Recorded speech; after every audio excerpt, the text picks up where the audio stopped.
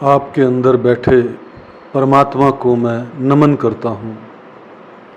आइए सुनते हैं शिव पुराण की रुद्र संहिता के इस भाग में ऋषि मुनि हमें क्या संदेश देना चाहते हैं। उमा देवी का दिव्य रूप से देवताओं को दर्शन देना, देवताओं का उनसे अपना अभिप्राय निवेदन करना और देवी का अवतार लेने की बात स्वीकार करके देवताओं को आश्वासन देना। ब्रह्मा जी कहते हैं, नारद, देवताओं के इस प्रकार स्तुति करने पर दुर्गम पीड़ा नाश करने वाली जगत जननी देवी दुर्गा उनके सामने प्रकट हुई। वे परम अद्भुत दिव्य रत्नमय रथ पर बैठी हुई थी।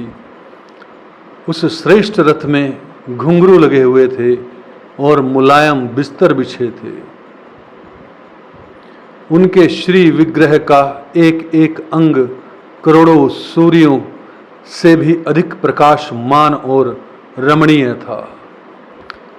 ऐसे अवयवों से वे अत्यंत उदासित हो रही थी। सब ओर फैली हुई अपनी तेजो राशि के मध्य भाग में वे विराजमान थी।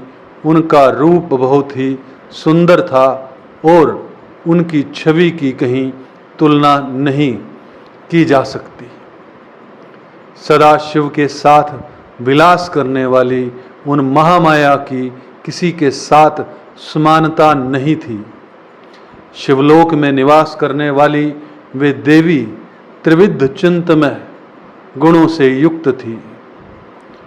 प्राकृत गुणों का अभाव होने से उन्हें निर्गुणा कहा जाता है। वे नित्य रूपा हैं। वे दुष्टों पर प्रचंड कोप करने के कारण चंडी कहलाती हैं, परंतु स्वरूप से शिवा कल्याणमयी है। सबकी संपूर्ण पीड़ाओं का नाश करने वाली तथा संपूर्ण जगत की माता है। वे ही प्रलय काल में महानिद्रा होकर सबको अपने अंग में सुला लेती हैं तथा वे समस्त सवजनों भक्तों का संसार सागर से उद्धार कर देती है। शिवा देवी तेजो राशि के प्रभाव से देवता उन्हें अच्छी तरह देख न सके। तब उनके दर्शन की अभिलाषा से देवताओं ने फिर उनका सत्वन किया। तदंतर दर्शन की इच्छा रखने वाले विष्णु आदि सब देवता उन जगदम्बा की कृपा पाकर वहां उनका सुस्पष्ट दर्शन कर सके। इसके बाद देवता बोले, अंबिके महादेवी, हम सदा आपके दास हैं। आप प्रसन्नता पूर्वक हमारा निवेदन सुने। पहले आप दक्ष की पुत्री रूप से अवतीर्ण हो लोक में रुद्रदेव की वल्लभा हुई थी। उस समय आपने ब्रह्मा जी के तथा दूसरे देवताओं के महान दुख का निवारण किया था। तदंतर पिता से अनादर पाकर अपनी की हुई प्रतिज्ञा के अनुसार आपने शरीर को त्याग दिया और स्वधाम में पधार आई। इससे भगवान हर को भी बड़ा दुख हुआ। महेश्वरी, आपके चले जाने से देवताओं का कार्य पूरा नहीं हुआ। अतः हम देवता और मुनि व्याकुल होकर आपकी शरण में आए हैं। महेशनी शिवे, आप देवताओं का मनोरथ पूर्ण करें, जिससे सनत कुमार का वचन सफल हो। देवी, आप भूतल पर अवतरण हो और पुनः रुद्रदेव को की पत्नी होइए और यथा योग्य ऐसी लीला कीजिए जिससे देवताओं को सुख प्राप्त हो। देवी, इससे कैलाश पर्वत पर निवास करने वाले रुद्रदेव भी सुखी होंगे। आप ऐसी कृपा करें जिससे सब सुखी हों और सबका सारा दुख नष्ट हो जाए। ब्रह्मा जी कहते हैं, नारद, ऐसा कहकर विष्णु आदि सब देवता प्रेम से मग्न हो गए और भक्ति से विनम्र होकर चुपचाप खड़े रहे। देवताओं की यह स्तुति सुनकर शिवा देवी को भी बड़ी प्रसन्नता हुई। उसके हेतु का विचार करके अपने प्रभु शिव का स्मरण करती हुई भक्त वत्सला दयामयी उमा देवी उस समय विष्णु आदि देवताओं को संबोधित करके हंसकर बोली। उमा ने कहा, हे हरे, हे विधे और हे देवताओं तथा मुनियों, तुम सब लोग अपने मन से व्यथा को निकाल दो और मेरी बात सुनो। मैं तुम पर प्रसन्न हूँ, इसमें संशय नहीं है। सब लोग अपने अपने स्थान को जाओ और चिरकाल तक सुखी रहो। मैं अवतार ले मेनका की पुत्री होकर उन्हें सुख दूंगी और रुद्रदेव की पत्नी हो जाऊंगी। यह मेरा अत्यंत गुप्त मत है। भगवान शिव की लीला अद्भुत है, वह ज्ञानियों को भी मोह में डालने वाली है। देवताओं उस यज्ञ में जाकर पिता के द्वारा अपने स्वामी का अनादर देख जब से मैंने दक्ष जनित शरीर को त्याग दिया, तभी से वे मेरे स्वामी कालाभि रुद्रदेव तत्काल दिगंबर हो गए। वे मेरी ही चिंता में डूबे रहते हैं। उनके मन में यह विचार उठा करता है कि धर्म को जानने वाली सती मेरा रोष देखकर पिता के यज्ञ में गई और वहां मेरा अनादर देखकर मुझ में प्रेम होने के कारण उसने अपना शरीर त्याग दिया। यही सोचकर वे घर बार छोड़कर अलौकिक वेश धारण करके योगी हो गए हैं। मेरी स्वरूप भूता सती के वियोग को वे महेश्वर सहन न कर सके। देवताओं, भगवान रुद्र की भी यह अत्यंत इच्छा है कि भूतल पर मैना और हिमालय के घर में मेरा अवतार हो, क्योंकि वे पुनः मेरा पाणी ग्रहण करने की अधिक अभिलाषा रखते हैं। अतएव मैं रुद्रदेव के संतोष के लिए अवतार लूंगी और लौकिक गति का आश्रय लेकर हिमालय पत्नी मेनका की पुत्री होंगी। ब्रह्मा जी कहते हैं, नारद, ऐसा कहकर जगदम्बा शिवा उस समय समस्त देवताओं को देखते ही देखते अदृश्य हो गई और तुरंत अपने लोक में चली गई। तदंतर हर्ष से भरे हुए विष्णु आदि समस्त देवता और मुनि उस दिशा को प्रणाम करके अपने अपने धाम में चले गए।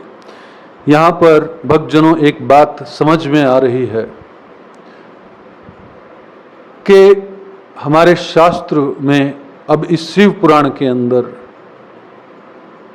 पाताल लोक, धरती लोक और स्वर्ग लोक, इन तीनों लोकों से ही रिलेटेड बातें हो रही हैं। खास तौर पर पृथ्वी लोक पर ही श्रेष्ठतम आत्मा का जन्म होना, जिसको हम अवतार कहते हैं, जिसको हम जगदम्बिका कहते हैं, जो अलग लोक में रहती हैं और वो बार बार किसी का रूप लेकर मनुष्य योनि में जन्म लेती हैं। और जन्म लेने का एक ही कारण है कि वो उद्धार करना चाहती हैं, और चाहे वो विष्णु जी हों, ब्रह्मा जी हों, अन्य देवताओं हों, इन तीन लोकों से ही जुड़े हुए हैं वो। और ये इसी संदर्भ में बात हो रही है। आगे सुनते हैं। मेना को प्रत्यक्ष दर्शन देकर शिवा देवी का उन्हें अभिष्ट वरदान से संतुष्ट करना तथा मैना का जन्म। नारद जी ने पूछा, पिताजी, जब देवी दुर्गा अंतर्ध्यान हो गई और देवगण अपने अपने धाम को चले गए, उसके बाद क्या हुआ? ब्रह्मा जी ने कहा, मेरे पुत्रों में श्रेष्ठ विप्रवर नारद जब विष्णु आदि देव समुदाय हिमालय और मैना को देवी की आराधना का उपदेश दे चले गए। तब गिरिराज हिमाचल और मैना दोनों दंपति ने बड़ी भारी तपस्या आरंभ की। वे दिन रात शंभु और शिवा का चिंतन करते हुए भक्ति युक्त चित्त से नित्य उनकी सम्यक रीति से आराधना करने लगे। हिमवान की पत्नी मैना बड़ी प्रसन्नता से शिव सहित शिवा देवी की पूजा करने लगी। वे उन्हीं के संतोष के लिए सदा ब्राह्मणों को दान देती रहती थी।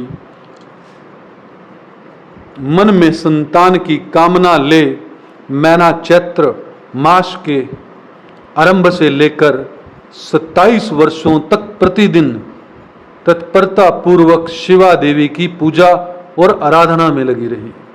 वे अष्टमी को उपवास करके नवमी को लड्डू बलि सामग्री पीठी खीर और गंध पुष्प आदि देवी को भेंट करती थी। गंगा के किनारे औषधि प्रस्थ में उमा की मिट्टी की मूर्ति बनाकर नाना प्रकार की वस्तुएं समर्पित करके उसकी पूजा करती थी। मैना देवी कभी निराहार रहती, कभी व्रत के नियमों का पालन करती, कभी जल पीकर रहती और कभी हवा पीकर ही रह जाती थी। विशुद्ध तेज से दमकती हुई दीप्ति मती मैना ने प्रेम पूर्वक शिवा में चित्त लगाए 27 वर्ष व्यतीत कर दिए। 27 वर्ष पूरे होने पर जगन्मयी शंकरा कामनी जगदम्बा उमा अत्यंत प्रसन्न हुई। मेनका की उत्तम भक्ति से संतुष्ट हो वे परमेश्वरी देवी उन पर अनुग्रह करने के लिए उनके सामने प्रकट हुई। तेजो मंडल के बीच में विराजमान तथा दिव्य अवयवों से संयुक्त उमा देवी की प्रत्यक्ष दर्शन दे मैना से हंसती हुई बोली। देवी ने कहा, गिरिराज हिमालय की रानी महासाध्वी सेना मैना, मैं तुम्हारी तपस्या से बहुत प्रसन्न हूँ। तुम्हारे मन में जो अभिलाषा हो उसे कहो। मैना, तुमने तपस्या व्रत और समाधि के द्वारा जिस जिस वस्तु के लिए प्रार्थना की है वह सब मैं तुम्हें दूंगी। तब मैना ने प्रत्यक्ष प्रकट हुई कालिका देवी को देखकर प्रणाम किया और इस प्रकार कहा। मैना बोली, देवी, इस समय मुझे आपके रूप का प्रत्यक्ष दर्शन हुआ, अतः मैं आपकी स्तुति करना चाहती हूँ। कालिके, इसके लिए आप प्रसन्न हो। ब्रह्मा जी कहते हैं, नारद मैना के ऐसा कहने पर सर्वमोहिनी कालिका देवी ने मन में अत्यंत प्रसन्न हो अपनी दोनों बाहों से खींचकर मैना को हृदय में लगा लिया। इससे उन्हें तत्काल महाज्ञान की प्राप्ति हो गई। फिर तो मैना देवी प्रिय वचनों द्वारा भक्ति भाव से अपने सामने खड़ी हुई कालिका की स्तुति करने लगी। मैना बोली, जो महामाया जगत को धारण करने वाली चंडिका लोकधारणी तथा संपूर्ण मनोवंचित पदार्थों को देने वाली हैं, उन महादेवी को मैं प्रणाम करती हूँ। जो नित्य आनंद प्रदान करने वाली माया योग निद्रा जगत जननी तथा सुंदर कमलों की माला से अलंकृत है, उन नित्य सिद्धा उमा देवी को मैं नमस्कार करती हूँ। जो सबकी मातामही नित्य आनंदमयी भक्तों के शोक का नाश करने वाली तथा कल्प पर्यंत नारियों एवं प्राणियों की बुद्धि रूपणी है, उन देवी को मैं प्रणाम करती हूँ।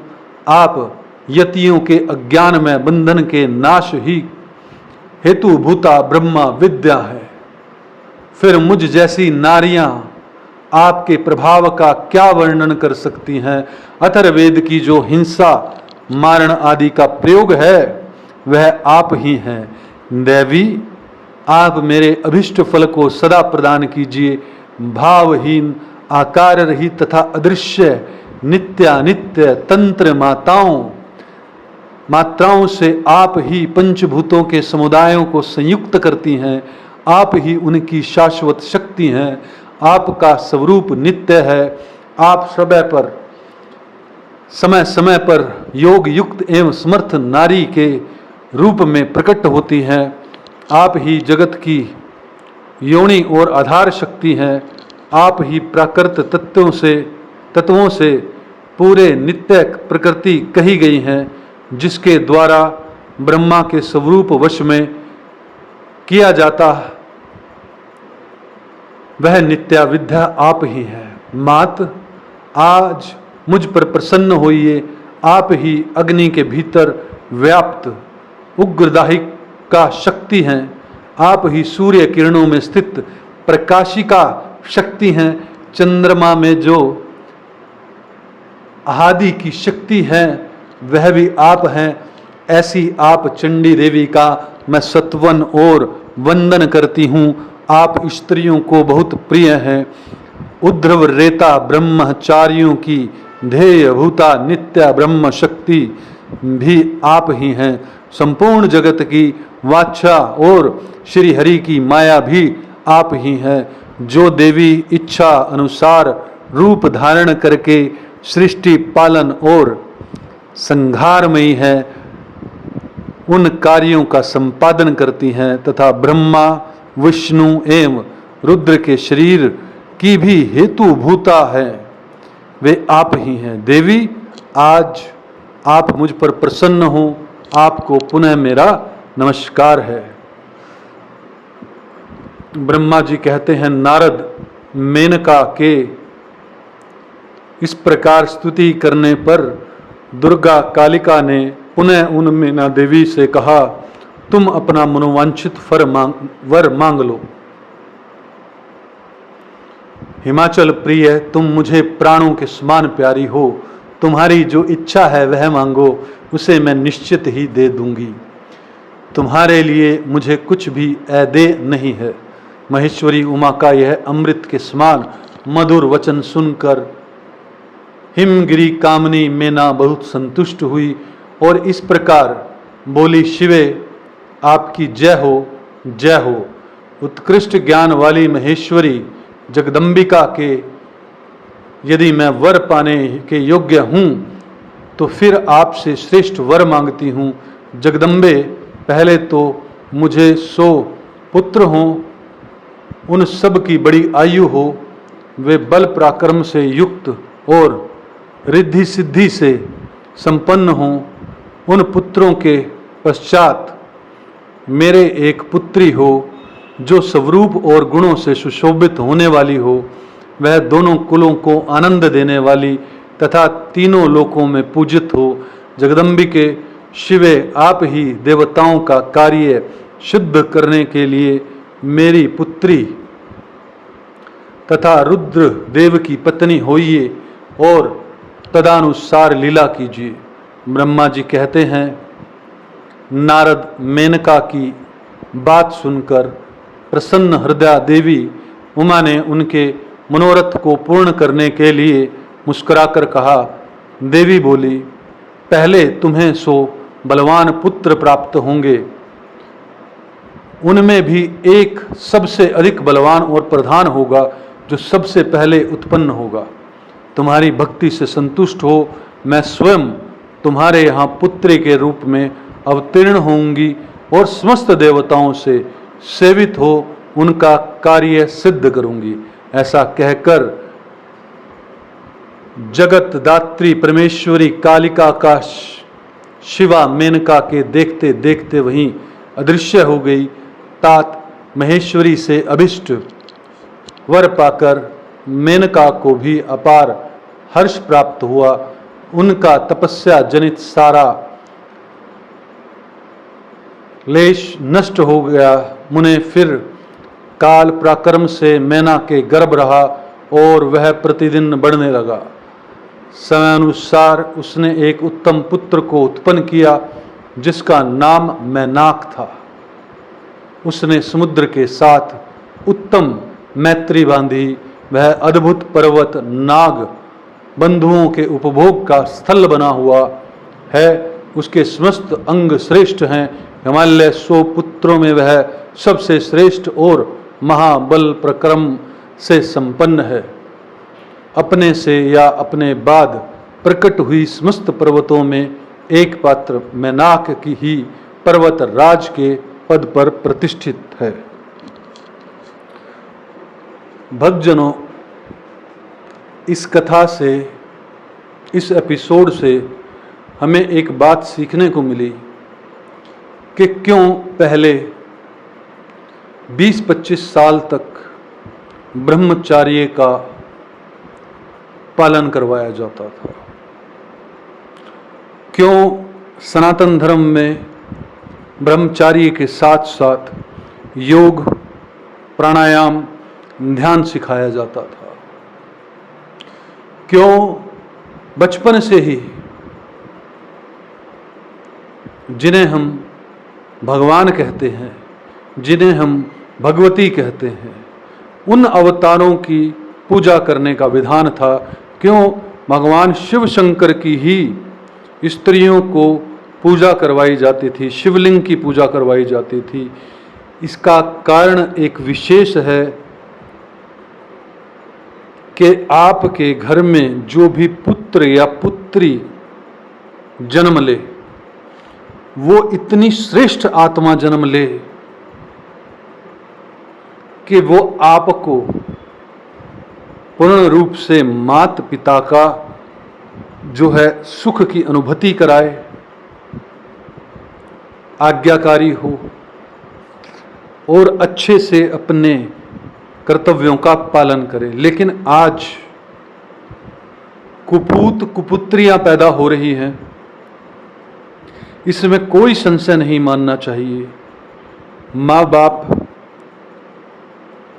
की किसी बात को वो सुनते नहीं हैं, मानते नहीं हैं और उन्हें भी दुखी करते हैं और खुद भी दुखी होते हैं। और इसका मुख्य कारण है कि हम ना तो ब्रह्मचर्य को प्राप्त हुए 20-25-30 साल, ना हमने यज्ञ किए, तप किए, सनातन संस्कृति से दूर हुए और फिर जो संतानें उत्पन्न हुई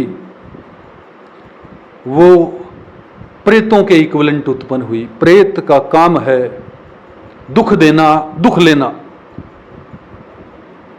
तो आज आपको पुत्र पुत्रियों के रूप में,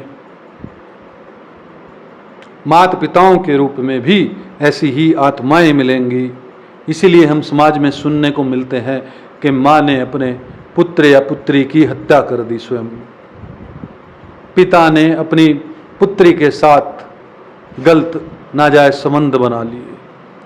ये प्रेतों के काम है। तो जितनी सनातन संस्कृति कल्चर से हम दूर हुए, उतना हमने प्रेतों के जन्म का दरवाजा खोल रखा है।